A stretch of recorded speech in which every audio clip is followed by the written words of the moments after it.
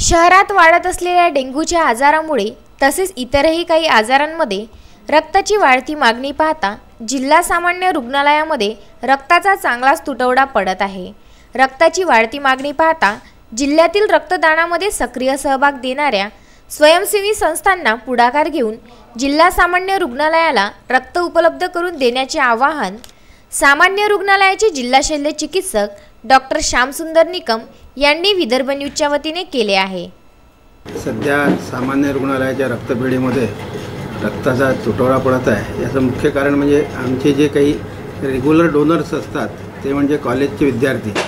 सध्या कॉलेजला सुट्ट्या असल्यामुळे बरेचदा आम्हाला या रक्ताच्या कमतरतेला सामोरं जावं लागत आहे। याच्यावर एक उपाय म्हणून 14 नोव्हेंबर हा बालक दिन आहे आणि त्या दिवशीच आमचे मित्र उमेश आगरकर यांच्या मुलीचा वाढदिवस, त्यामुळे त्यांनी या दिवशी एक चांगला सामान्य रुग्णालयाच्या रक्तपेढीमध्येच रक्तदान शिबिर आयोजित केलेलं आहे। या शिबिरासाठी आम्ही सर्व कर्मचारी उमेश आगरकर यांचे मित्रमंडळी आणि सर्व रक्तदान करणार आहेत। मी या प्रसंगी सर्व जनतेला आवाहन करू इच्छितो की जास्तीत जास्त लोकांनी या शिबिरात सहभागी होऊन रक्तदान करावं, जेणेकरून आमच्याकडे असलेले हेमोफिलियाचे रुग्ण असतील, बालरुग्ण आहेत, थॅलेसेमियाचे बालरुग्ण आहेत, सिकलसेल जे बालरुग्ण आहेत यांना आम्हाला वेळेवर आणि भरपूर रक्तपुरवठा करता येईल।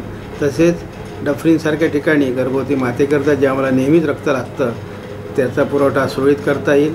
आणि त्याचप्रमाणे आमचे जे काही 8 ब्लड स्टोरेज सेंटर्स आहेत अमरावती जिल्ह्यात, त्यात मग धारणी, चिखलदरा, चुरणी, अचलपूर, दर्यापूर, वरुड, मोर्शी या सर्व ठिकाणी या रक्ताचा पुरवठा आम्हाला पुरवत करता येईल। आपण या पवित्र कार्यात आणि रक्तदानासारख्या महान यज्ञात सहभागी होऊन आमचा उत्साह वाढवावा ही सर्वांना विनंती या प्रसंगी मी असे आवाहन करतो। धन्यवाद।